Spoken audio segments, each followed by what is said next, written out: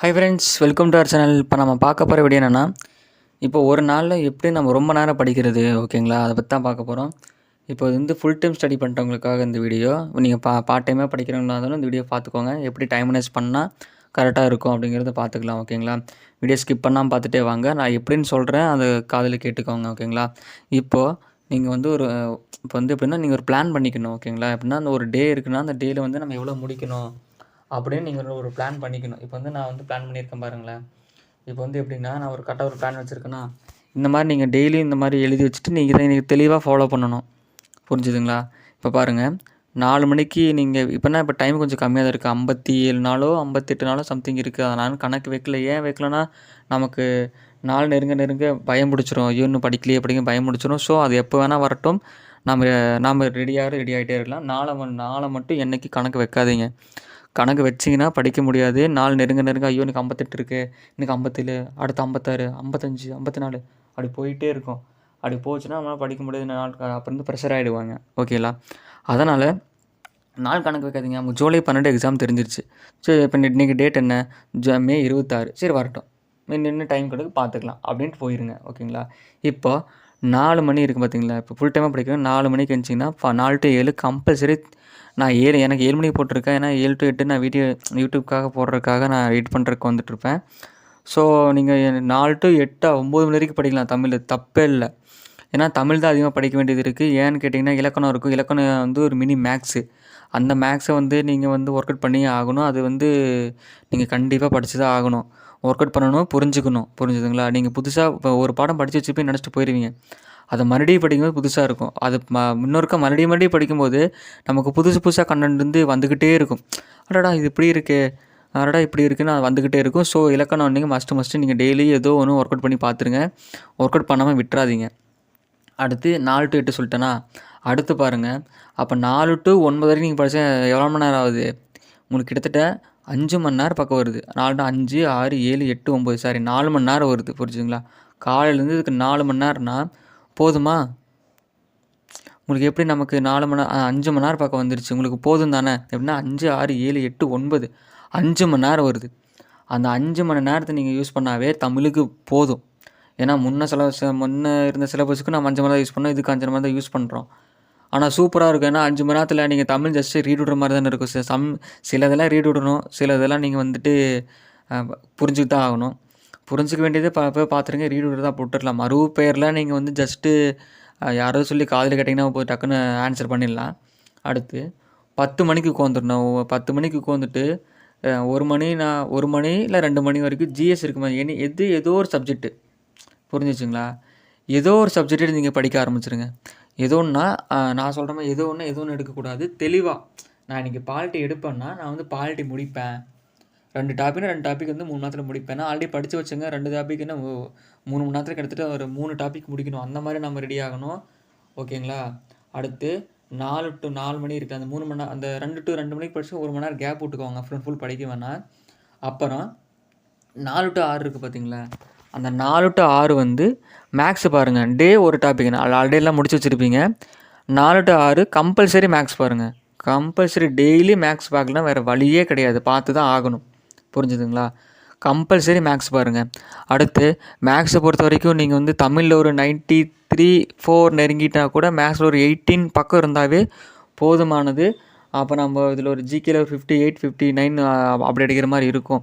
அதனால் மேக்ஸ் வந்து ஒரு 20, அப்புறம் தமிழில் ஒரு 95 அந்த மாதிரி எய்ம் வச்சு படிங்க.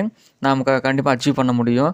அடுத்து 7 to 10 வந்து ஒரே ஒரு டாபிக் மட்டும் ஜிகே படிங்க. ஒரே ஒரு டாபிக், ஓகேவா? அந்த ஒரு டாபிக் படிச்சுட்டு காலையிலேருந்து என்னென்ன பண்ணீங்களோ அதெல்லாம் ரிவிஷன் பண்ணிவிடுங்க. யோசிக்காமல் ரிவிஷன் பண்ணிவிட்டு முடிஞ்சால் உங்களை அப்போயே ரிவிஷன் பண்ணணும்னா, இல்லை நான் மார்னிங் ரிவிஷன் பண்ணிக்கிறேன் அப்படின்னா அந்த 7 to 10 வந்து நீங்கள் ஆல்ரெடி முடிக்காமல் வச்சுருந்துருப்பீங்கள, அந்த டாபிக் எடுத்து படிங்க. இல்லைனா இப்போ பாலிட்டி இன்றைக்கி எடுத்திருக்கீங்கன்னா அந்த பாலிட்டியில் 3 டாபிக் முடிச்சிட்டேன், ரிமைனிங் டாபிக் இருக்குது, அதனால் 2 டாபிக் இன்றைக்கி படிச்சிட்றேன்னா தப்பே இல்லை, படிக்கலாம். புரிஞ்சுதா? 7 to 10 தப்பே இல்லை. பாலிட்டி படிச்சுட்டு அப்போ ஒரு நாள் முடிஞ்சுதா? அடுத்து 2வது நாள் மறுபடியும் 4 மணிக்கு நீங்கள் எந்திரிக்கும் போது என்ன பண்ணணுன்னா, அடுத்த நாள் நேற்றுக்கு படித்ததை இன்றைக்கி ரிவைஸ் பண்ணணும். 1 மணி நேரம் ஒதுக்கி ரிவைஸ் பண்ணணும். ஏன்னா நம்ம காலையிலேருந்து படித்ததை நம்ம 4 மணிக்கு எந்திரிச்சு மறுபடியும் உட்காந்து படிக்கும்போது நமக்கு மண்டையில் நல்லா தெளிவாக ஏறும். புரிஞ்சுச்சா? இன்னும் நல்லா தெளிவாக ஏறும். ஸோ அதனால் இப்படி ஃபாலோ பண்ணுங்கள். இந்த மாதிரி ஃபாலோ பண்ணிங்கன்னா கிட்டத்தட்ட உங்களுக்கு ஒரு 12 to 13 மணி நேரம் நமக்கு கிடைக்கும். ஒரு நேரம் கிடைக்கும். நீங்கள் 13 மணி நேரம் படிக்கலனாலும் இப்போ இருக்க டைமில் ஒரு 10 மணி நேரம் நீங்கள் நாள் ஒதுக்கி படிச்சிங்கனாவே நம்மளோட வெற்றி யாராலும் தடுக்க முடியாது. ஏன்னா நம்ம எல்லாமே தெளிவாக பண்ணிடுறோம். ஸோ அதனால் தெளிவாக பார்த்துக்கோங்க. இப்போ நான் வீடியோவில் ஸ்க்ரீனில் காமிக்கிறேன் பார்த்தீங்களா, இந்த மாதிரி நோட்டில் எழுதி வச்சுட்டு நான் டெய்லி இதை பண்ணுவேன். 9 மணி அப்போ நான் 8 to 9 போட்டிருக்கேன் பார்த்தீங்களா, அந்த தமிழ் அந்த 1 மணி நேரம்னா திருக்குறள். அந்த 1 மணி நேரம் திருக்குறள். ஏன்னா திருக்குறளும் படிக்கணும், சைட் பை சைட் கவர் பண்ணணும்ல. அப்போ என்னடா இந்த May 6ன்னு பார்க்குறீங்களா, அதுலேருந்து ரிவிஷன் பண்ணுறது, அதெல்லாம் May Day 1 போட்டிருக்கேன். இப்போ 4 to 6 7, அப்போ அந்த 4 to 8, அப்புறம் அந்த 8 to 9 திருக்குறள். இந்த மாதிரி ஜிகே மேக்ஸு அந்த ஒரு டேவை 3ஆக படிக்கணும். புரிஞ்சிச்சா? ஒரு டேவை 3ஆக படித்தா தான் முடியும். இல்லை நான் ஒரு டேக்கு தமிழ் மட்டும்தான் படிப்பேன்னு படிக்கக்கூடாது, தப்பு. ஒரு டேவை 3ஆக பிரிங்க. Tamil, maths, GK, Tamil, maths, GK, Tamil, maths, GK. இந்த மாதிரி படித்தா தான் நமக்கு 3 சப்ஜெக்ட்டு ஒரே டைமில் கவர் ஆகிட்டு வரும். இல்லை நான் தமிழ் ஒரு வாரம் படிச்சுக்கிறேன், மேக்ஸ் அடுத்த ஒரு வாரம் பார்த்துக்கிறேன், ஜிகே ஒரு வாரம் பார்த்துக்கிறேன் அப்படின்னிங்கன்னா இந்த வாரம் படிச்சது அடுத்த வாரம் மறக்கும், அடுத்த வாரம் படிச்சது அதுக்கடுத்த வாரம் மறந்துக்கிட்டே இருக்கும். ஏன்னா நம்ம இருக்கிறது அப்படி, ஓகேங்களா? நம்ம மைண்டும் அப்படி. ஏன்னா யாராலும் அதிகமாக ஞாபகம் வச்சுக்க முடியாது. இந்த ஷார்ட்கட் போட்டாலும் மறக்கும். நீங்கள் உட்காந்து மாங்குன்னு மனப்பாடம் பண்ணாலும் மறக்கும். எப்படி இருந்தாலும் மறக்கும். மறக்கிறதுக்கு ரீசன் என்ன தெரியுமா? ரிவிஷன் பண்ணணும்.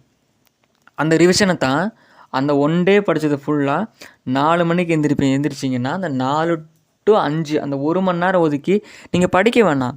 ஜஸ்ட்டு கண்ணில் பார்த்தீங்கன்னாவே இதுக்கு இதுதான் ஆன்சர், அதுக்கு இதுதான் வரும்னு நீங்கள் ஜஸ்ட்டு கண்டுபிடிச்சிடலாம். ஓகேவா? இந்த மாதிரி ரிவைஸ் பண்ணுங்கள். இல்லை நான் இப்படி ரிவைஸ் பண்ணுறேன் அப்படின்னாலும் கூட நீங்கள் என்ன பண்ணலாம் தெரியுமா? நம்ம சார் விவி டிஎன்பிஎஸ்சி அகாடமி இருக்குல்ல, விவி டிஎன்பிஎஸ்சி அகாடமிக்கு நீங்கள் பாலிட்டி தானே சொன்னேன் நான், பாலிட்டி.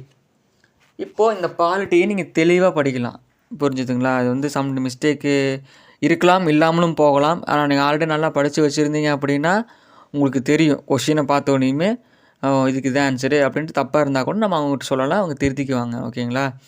இப்போ ஒரு கொஷின் தப்பாக இருக்குது, இது என்ன பண்ணுறது அப்படின்னா நீங்கள் அதை கரெக்டாக வெரிஃபிகேஷன் பண்ணிவிட்டு இதுக்கு இதுதான் ஆன்சர் வரும் அப்படின்ட்டு நீங்கள் கன்ஃபார்ம் பண்ணிவிட்டு நீங்கள் அவங்கக்கிட்ட மொபைல்லே சொல்லலாம். சொல்லிட்டீங்கன்னா சார் இந்த மாதிரி ஒரு கொஷின் தப்பாக இருக்குது, அது நெக்ஸ்ட் எடிஷனில் சேஞ்ச் பண்ணிக்குவாங்க அப்படின்னா வேலை முடிஞ்சிச்சு. ஓகேங்களா? மேக்ஸிமம் தப்பு இருக்காது. ஓகே, இப்போ ரிவிஷன் பண்ணுறீங்க அப்படின்னா இது எடுக்கிறீங்க. நீங்கள் பாலிட்டியில் ஒரு பாடம் படிச்சிருப்போமா, பாலிட்டியில் நம்ம எந்த பாடம் படிச்சிருப்போம்?